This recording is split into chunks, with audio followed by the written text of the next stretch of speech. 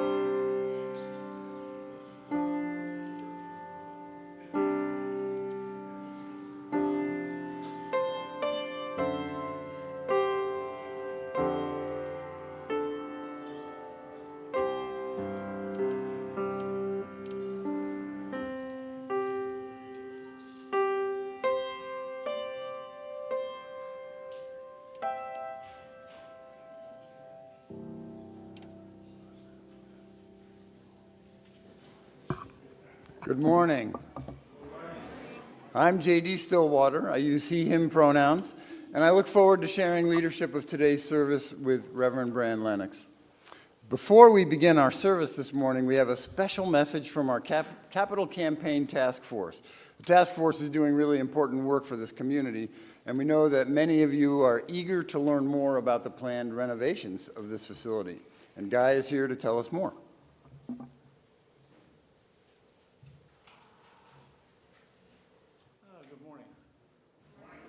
I'm Guy Dinelli, member of the Operation Next Generation Capital Campaign Task Force. On behalf of the task force, I'd like to invite all of you to a town hall meeting we'll have next Sunday after the service. We're about halfway through the planning process.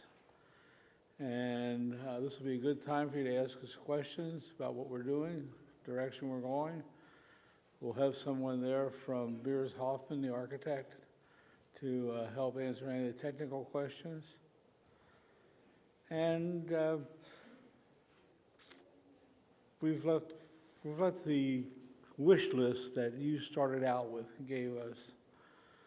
guide us through this, but we're restrained by our budget, our space, and building codes. And don't get me started about restrooms.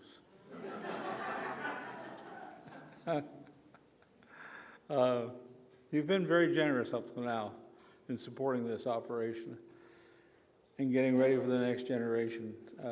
Please stay engaged with us, and we begin to refit the church for the next generation. Thank you.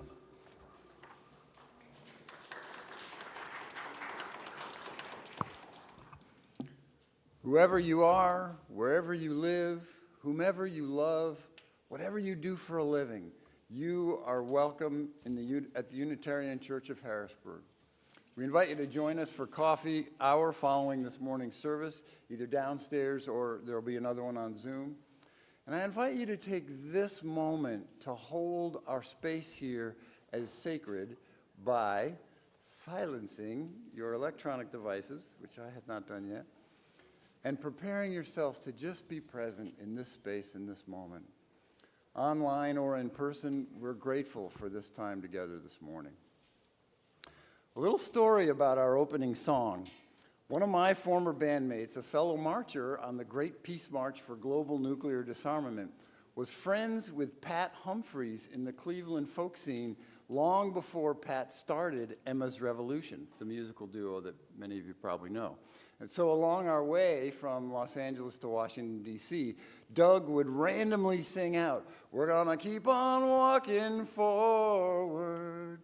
And 500 marchers would come in on the next line in 500-part harmony.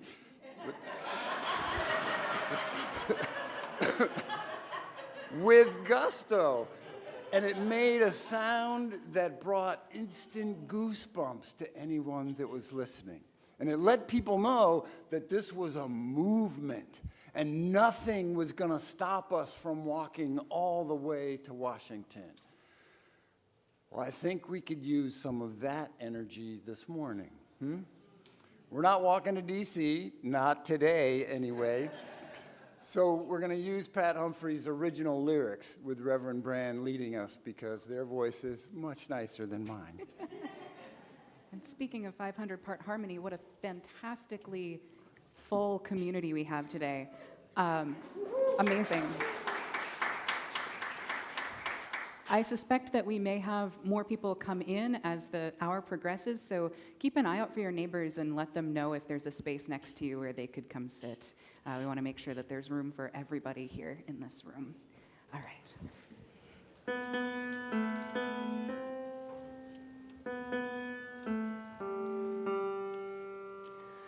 Gonna keep on moving forward. Keep on moving forward. Keep on moving forward. Never turning back. Never turning back. Gonna keep on moving proudly. Keep on moving proudly. Keep on moving proudly. Never turning back. Never turning back. Gonna keep on singing loudly. Keep on singing loudly. Keep on singing loudly. Never turning back. Never turning back. Gonna keep on loving boldly. Keep on loving boldly. Keep on loving boldly. Never turning back. Never turning back. Gonna keep on moving forward. Keep on moving forward. Keep on moving forward. Never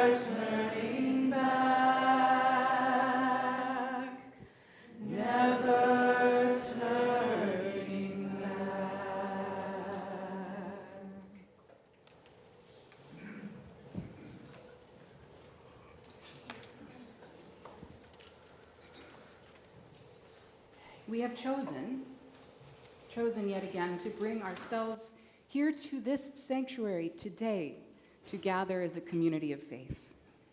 We join together in solidarity as a covenanted people who are drawn together by the promise of connection and the mysterious pull of the unanswerable. As seekers, wanderers, appreciators of nature, and creators of connection, our paths have converged today so that we might become present to the spirit that is worship. And so, let us worship together. In the words of UU historian Dan Hotchkiss, most Unitarian Universalist congregations begin their worship on Sunday mornings by lighting one chalice in the form of a lamp or candle cradled within a wide-lipped vessel. At its most literal level of meaning, the flaming chalice signals Unitarian Universalist identity, but it has other registers of meaning as well. It suggests the transformations that take place when we are held within religious community. When we light the chalice in worship, we illuminate a world that we feel called upon to serve with love and a sense of justice. As a minister, when I light the flame, I like to think of the 1,000 or more congregations all doing so at the same time. This helps me to enter the spirit of worship, which is intended to break down apparent barriers of time and place so that we, the congregation, can establish larger connections to the sacred and to all other people of liberal religious faith who are gathering in the present, have gathered in the past, and will gather in the future. The rhythms and concerns of our everyday life remain, but they come to be held in a much larger context. Many people are surprised to learn that lighting a chalice as a part of worship only found its way into Unitarian Universalist congregations in the early 1980s. But the path it took to reach the sanctuary is a very Unitarian Universalist one, a story that begins with Nazi resistors and ends with children in the religious education program. Originally, the flaming chalice was a two-dimensional image stamped on documents created by the Unitarian Service Committee to help Jewish refugees escape Nazi persecution on the eve of World War II. The design had been hastily put together by the artist Hans Deutsch, himself a refugee. Living in Paris during the 1930s, Deutsch drew critical cartoons of fascist dictator Adolf Hitler. When the Nazis invaded Paris in 1940, he abandoned all he had and fled to the south of France, and then to Spain, and finally, with an altered passport, to Portugal. There he met the Reverend Charles Joy, executive director of the Unitarian Service Committee. Reverend Joy believed that the flaming chalice logo would make their paperwork look more official.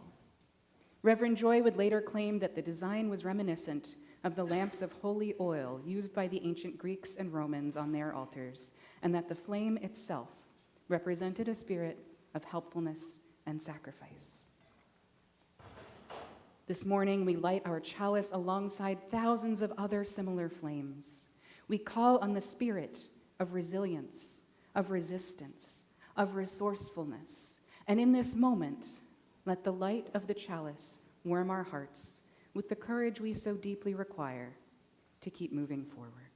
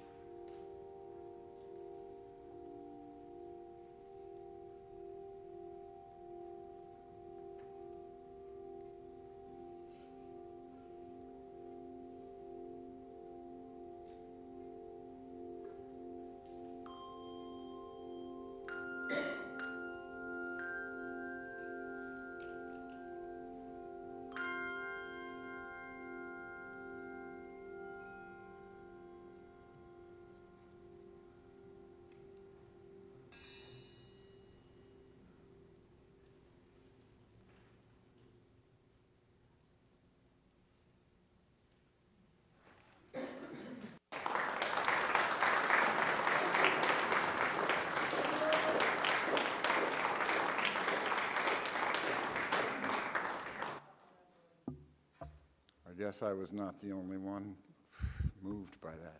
Wow.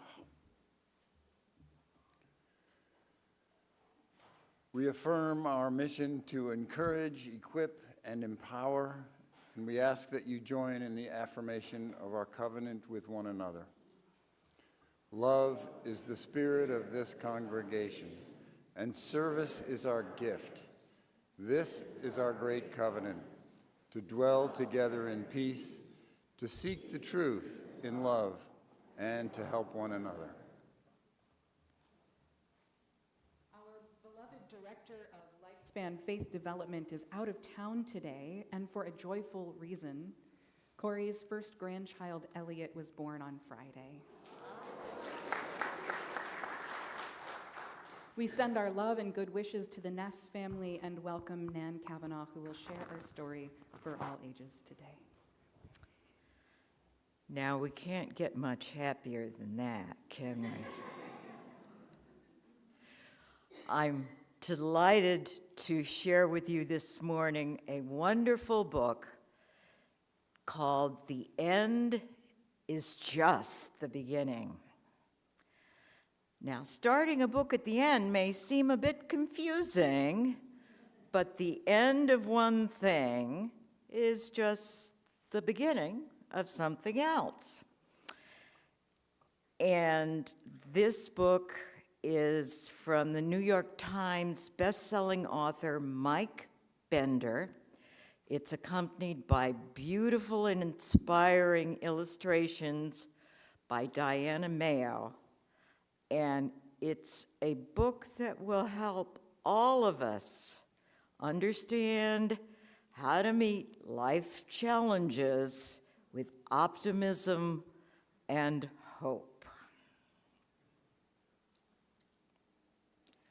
The end. That's right, you heard it correctly. You've reached the end and the beginning. But wait, how can a book possibly start with the end? That's ridiculous. Well, prepare to have your mind blown, because the end isn't really the end. It's just the beginning of something else. Like the beautiful sunset.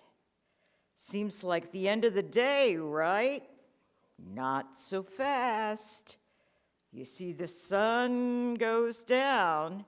It's actually just the beginning of the night. When the snow melts at the end of winter, it means just the beginning of spring. If you try to go to the ends of the earth, you'll actually just keep coming back to the earth because it's one big circle. If you blast off in a rocket ship, you'll reach the end of the sky, otherwise known as the beginning of outer space. When you count, the end of one number is just the beginning of the next number, and so on, and so on, and so on, all the way to infinity, which, by the way, never ends. Even a sign that literally says dead end isn't an end at all. It's only the beginning of what lies beyond it. So when you really think about it, the end is entirely endless. The end of a disagreement with someone is just the beginning of making up. The end of a mistake is just the beginning of learning something new.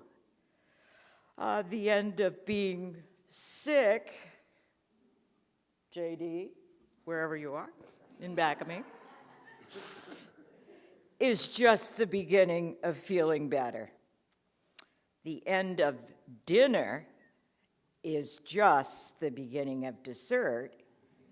And if you're really well behaved, the end of dessert might just be the beginning of more dessert.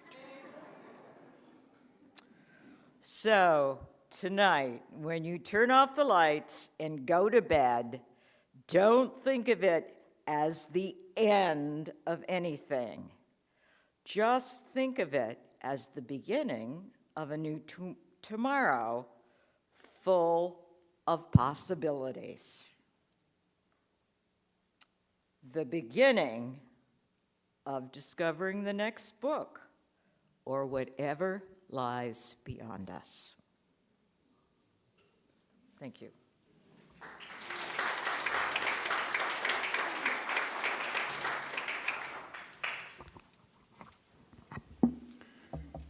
I want to share a reprise of a reflection that I shared from this spot. We need to let the children know. Oh, I'm sorry. Jumping the gun. Send our children and their teachers into their classes.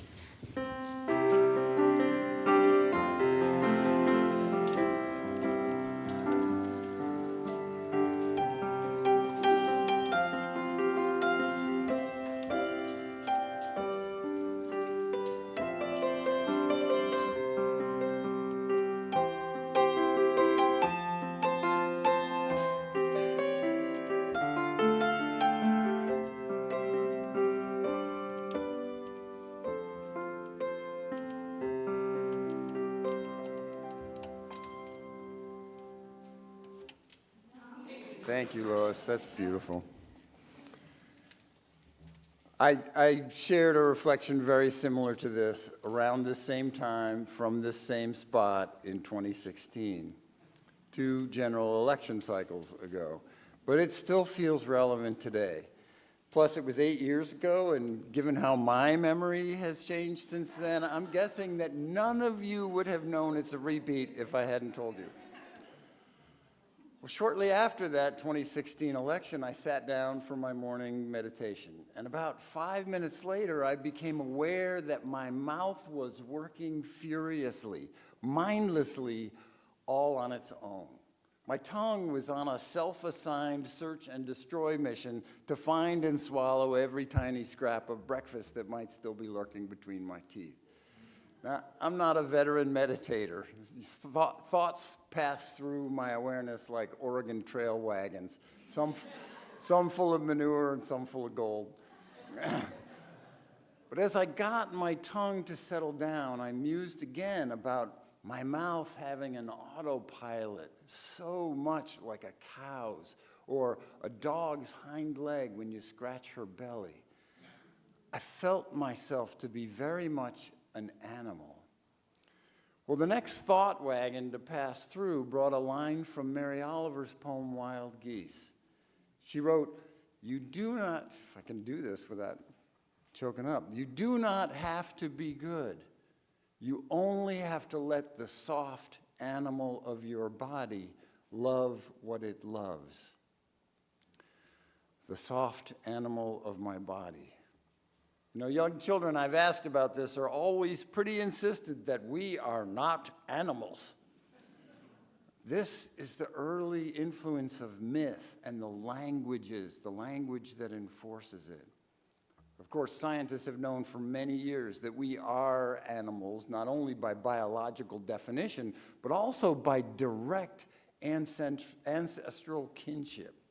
82% of my genes are traceable to my cousin, your pet dog.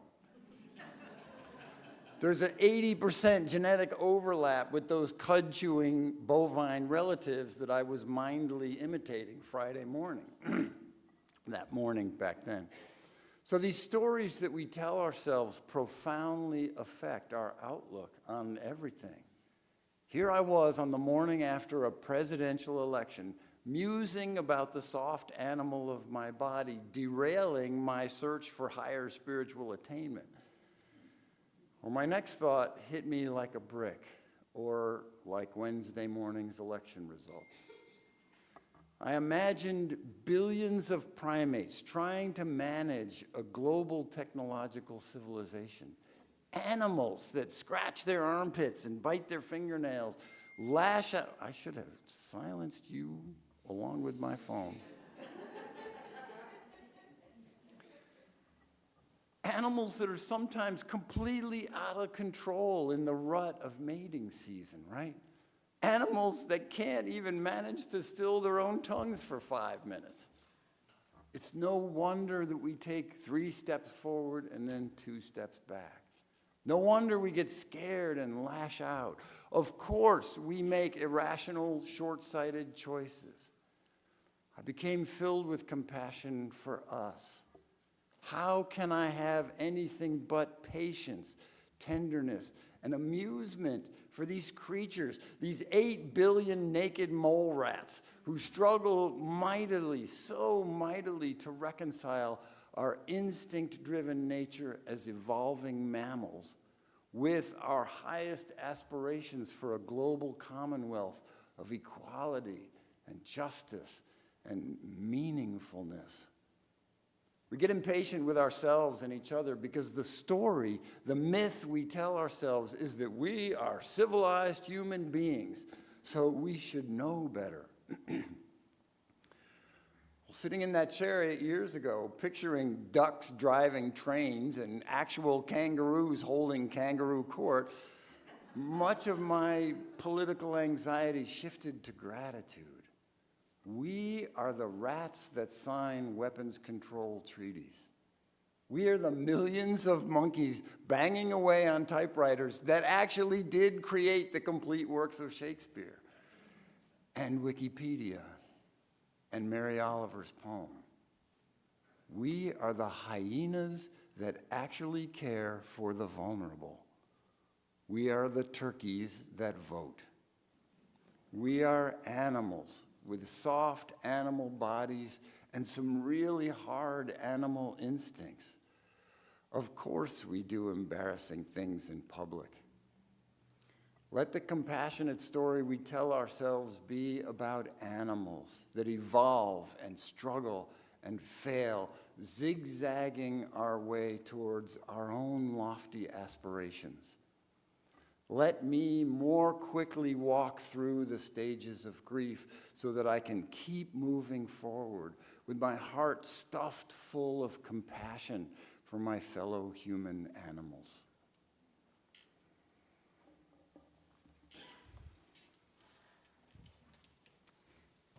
Let's remain seated, but sing together now. This is My Life Flows On, an Endless Song, and if you like a hymnal, it's number 108 in the gray one.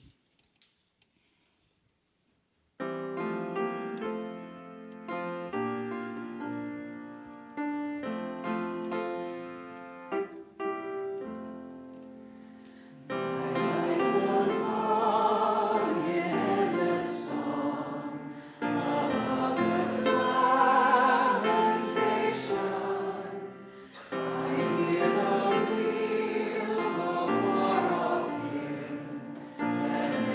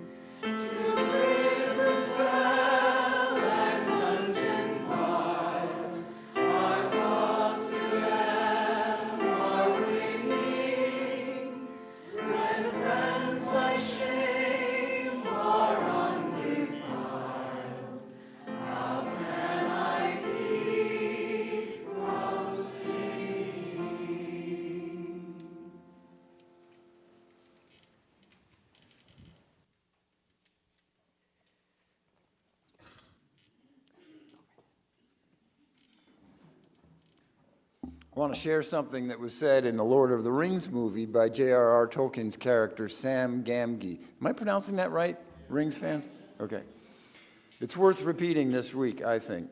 He says, quote, "It's like in the great stories, Mr. Frodo, the ones that really mattered. Full of darkness and danger they were, and sometimes you didn't want to know the end. Because how could the end be happy? How could the world go back to the way it was when so much bad had happened? But in the end, it's only a passing thing, this shadow. Even darkness must pass. A new day will come. And when the sun shines, it will shine out the clearer. Those were the stories that stayed with you, that meant something, even if you were too small to understand why. But I think, Mr. Frodo, I do understand. I know now. Folk in those stories had lots of chances of turning back, only they didn't. They kept going because they were holding on to something, that there is some good in this world and it's worth fighting for."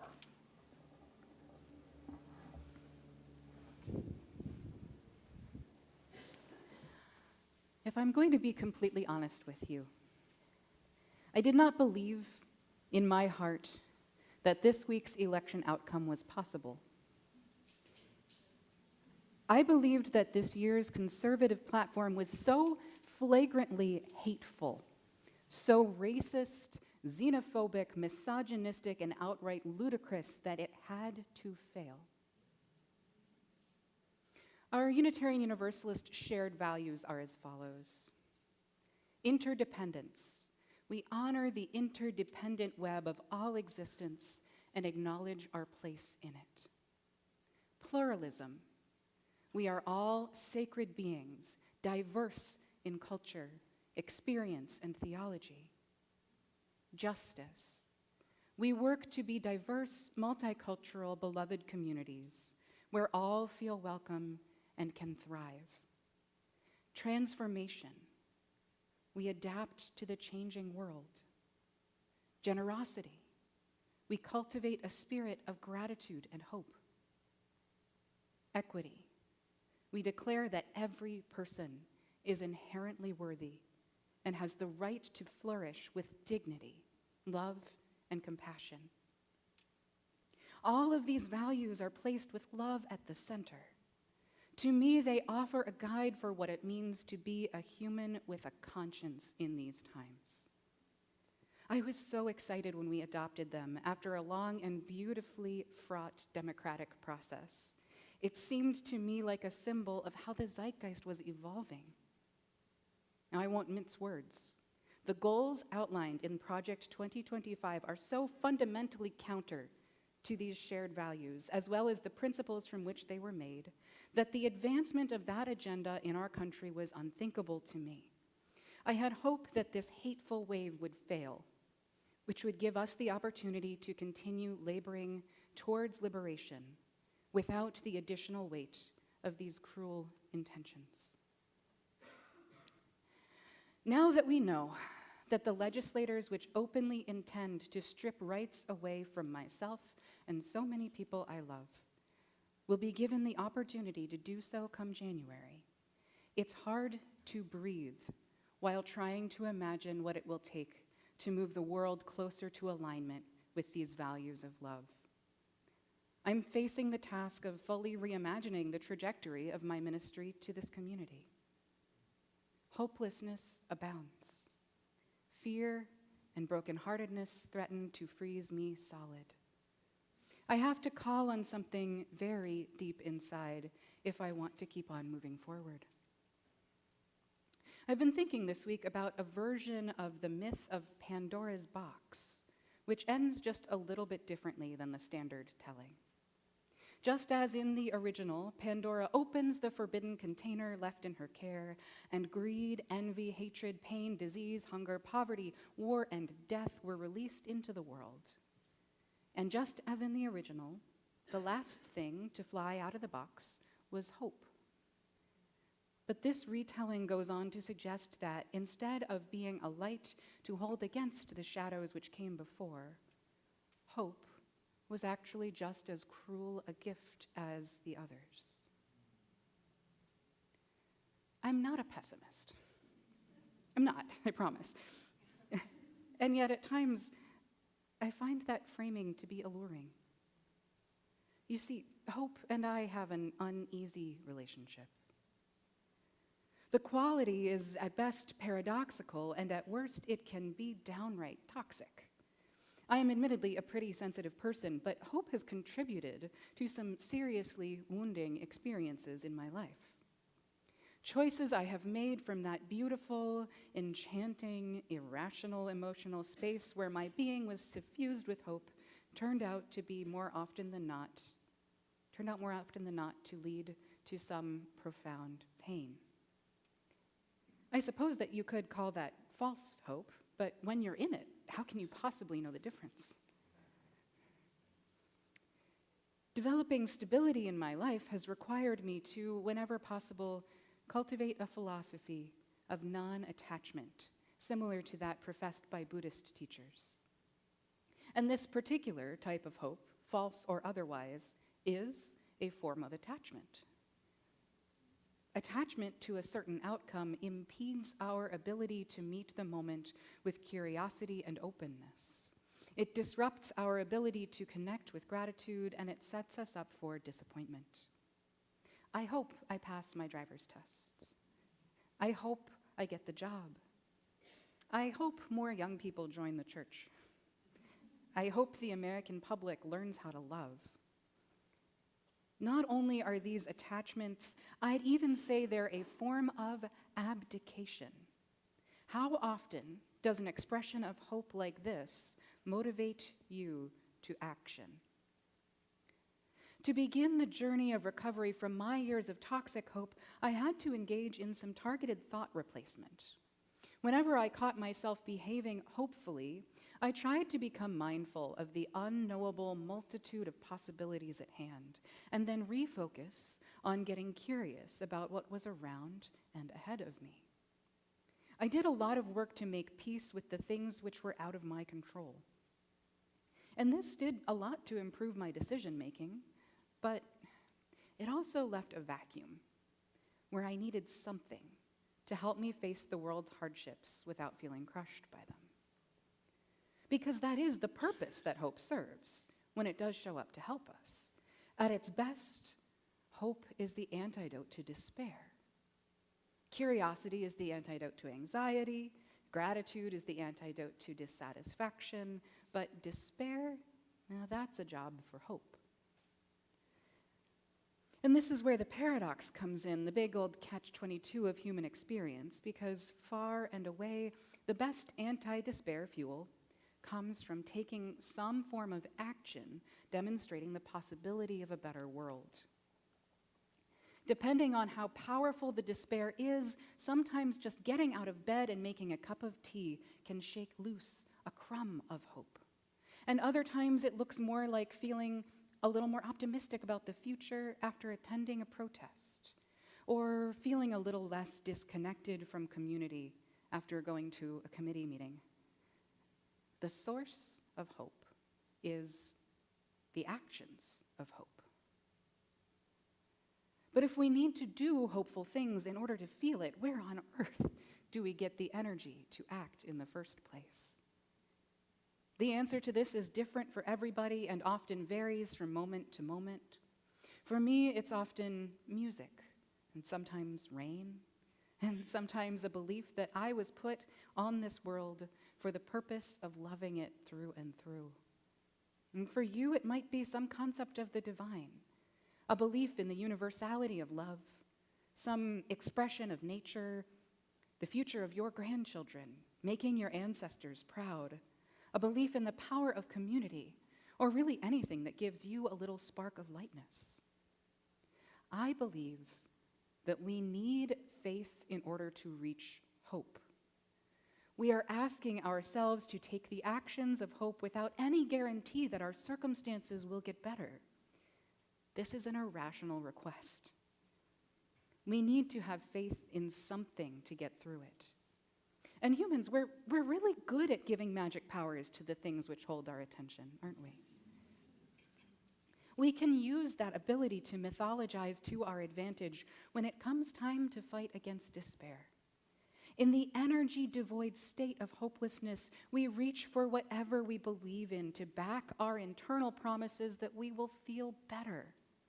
Whether you are repeating Buddhist mantras in your mind or hissing, "The moral arc of the universe is long, but it bends toward justice," through your teeth. You are utilizing faith to pull you toward hope. It's tempting to reject faith-based thoughts because culturally we tend to lionize rationality. And don't give in to that temptation. Because let me tell you, when you are in a hopeless state, logic is not your friend. When despair is tugging at you, there is a tendency to find it easier to notice all the bad stuff in the world. And logically, yes, there is a lot to be upset about, but getting lodged there helps no one. So I'll encourage us all to reject the reflex to rationalize and feel for faith wherever you can find it right now. As soon as you have that little spark of energy in your heart, don't waste it. Before it fades, use it to take an action of hope in whatever way is available to you. When I was in seminary, I was assigned to write about what keeps me going through hard times, and I found myself writing about what I've learned to do when I'm stuck in an unbearable feeling. In short, I lean on the certainty that at some point in the future, I'm bound to experience a different feeling from the one I'm having right now. No guarantees about which one, but a different one. To get there, keep moving. To improve the odds of the different feeling being a better one, try to make sure that my small movements are good ones. Make sure they're well chosen. And as I've gone through this week thinking about what it will take for us to keep moving forward, I keep encountering stories with this idea of not giving up by simply continuing to make moves. In the words of Howard Zinn, for example, I am totally confident, not that the world will get better, but that only confidence can prevent people from giving up the game before all the cards have been played. The metaphor is deliberate. Life is a gamble. To play, to act, is to create at least a possibility of changing the world. And this is the best, most practical, most honest suggestion that I can impart. Whether or not we can change our most intolerable circumstances is in many ways beyond our control. But the only chance there is of things becoming any different is if we try something. And often hope isn't about our world getting easier, but about having the fortitude to weather its difficulties. By taking the actions of hope, we give ourselves the energy to keep on moving. We give that gift to our communities, too. And we give the world another micro opportunity for change. So in days like these, reach for what you believe in and let it keep you moving. Because in the words of Hezekiah Walker, I need you to survive. Many weeks, the spirit of this community is the source of my faith. If you believe in us like I do, I ask you to bring your stronger than reason faith with you here and hold it up high, because we need to believe in one another. And I ask you, when you can, to take your actions of hope here in this community. When we join in that effort together, the results are magnified. Together, we can conjure up so much more true hope than we might alone.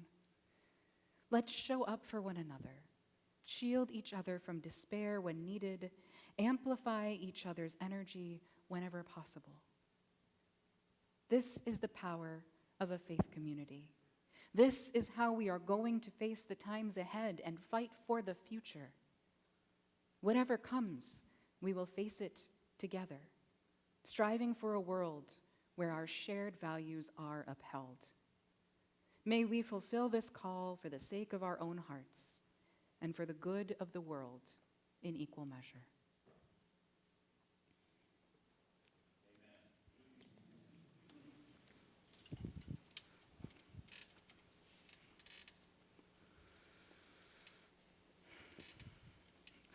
Oftentimes, at this point in the service, I would ask you to share your joys and sorrows.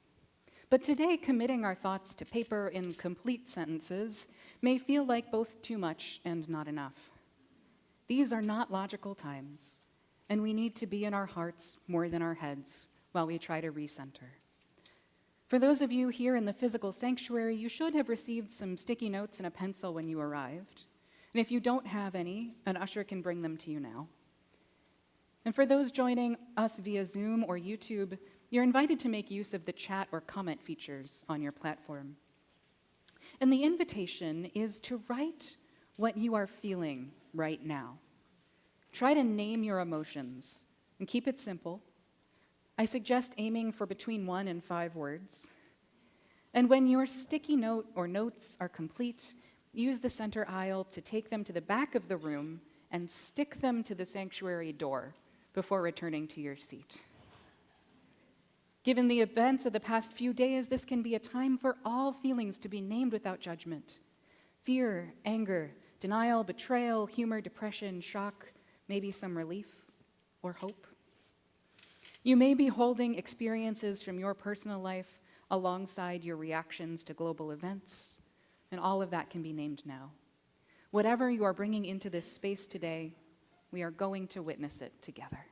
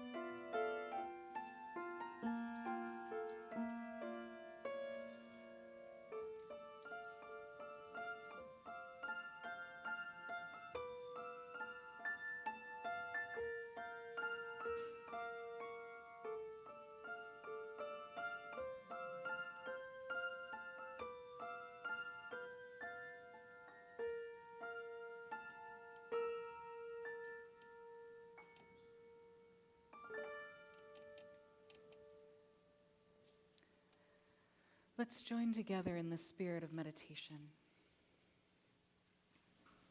These words are from Reverend Alice Anacheka Nasaman.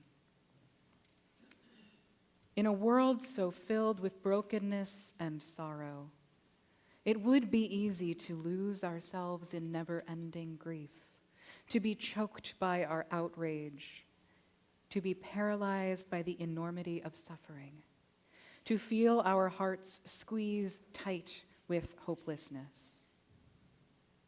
Instead, this morning, let us simply breathe together as we hold our hearts open.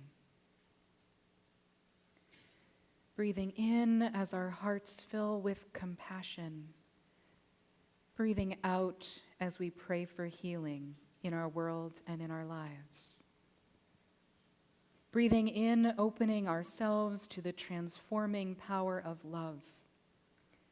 Breathing out as we pray for peace in our world and in our lives. Breathing in as we hold hope in our hearts. Breathing out as we pray for justice in our world and in our lives. May we know our strength. May we be filled with courage. May our love flow from us into this world. Breathing in, we are the prayer. Breathing out, we are the healing. Breathing in, we are the love. Breathing out, we are the peace. Breathing in, we are the hope. Breathing out, we are the justice. May we know our strength.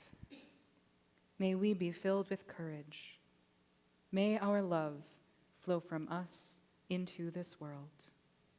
Amen. Blessed be. May it ever be so.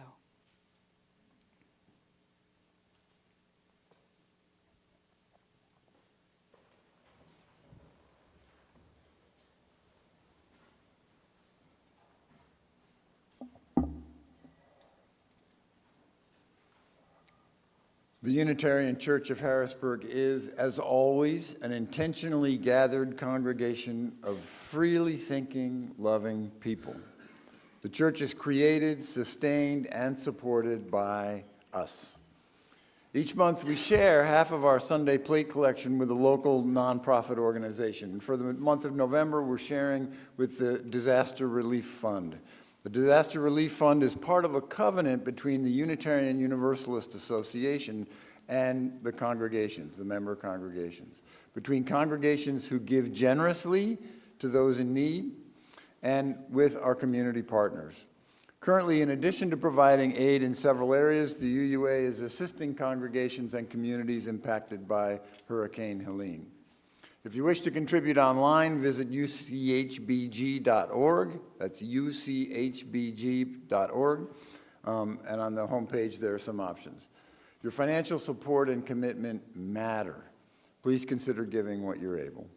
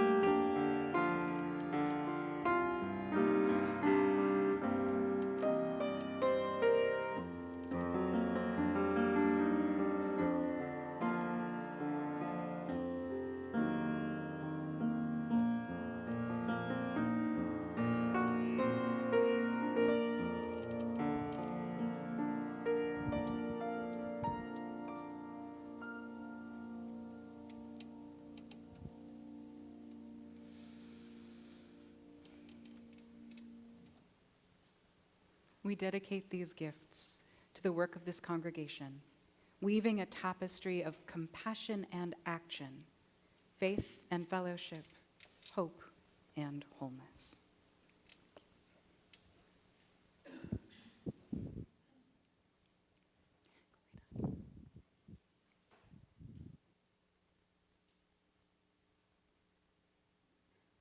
By Reverend Molly Hosh Gordon that have been helpful to me. A world is ending all around us, and a new one is being born all around us. This is how to survive it. Get to know your neighbors. Feed them. Let them feed you. Watch each other's kids, grandkids, pets. Develop the muscle of generosity like you are training for a giving ultramarathon. Share everything you can with anyone who asks, and ask for what you need. Get in touch with your body. You will need it, and it knows things. Pay attention to what is happening below your neck. Tell the truth. Tell it to yourself first. Sit at the feet of your most vulnerable neighbors and your own most vulnerable places. They have the most to teach you about survival. Listen. Remember your ancestors and the things they survived. Find the resilience that is your birthright and the courage that made way for your life. Practice taking risks. Show up in every struggle where someone is fighting for their dignity, because that is how we will all survive. Learn about reparations and native sovereignty. Double down on exorcising supremacy systems from your soul. Learn to be tender. Refuse to be hardened. Let your heart be moved every damn time. Root in the place you are. Learn its history. Learn its geography. Learn its seasons. Sing a lot and dance. Make art. Rest luxuriously. Eat pie. The world is ending and beginning now. We are surviving now. Let us love. Let us connect. Let us fight like hell for the dignity of each and all. Reverend Molly Hosh Gordon. Let's get on our feet. Embody your spirit. We're going to sing in a tradition that might be less familiar to some of us. Once we have done the chorus of this a couple of times, there's going to be a call and response. Laura will sing a line. You're going to sing it right back the way that Laura sang it. All right.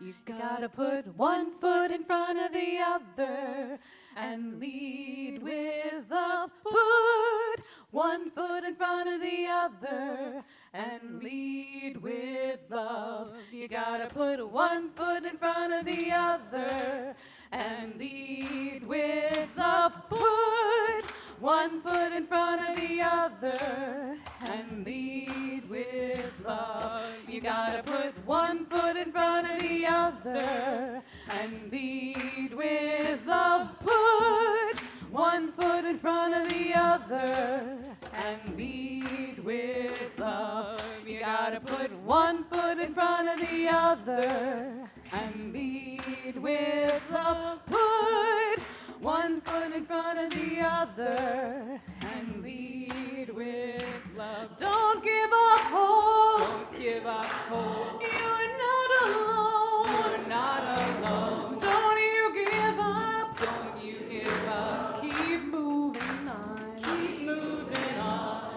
You gotta put one foot in front of the other and lead with love.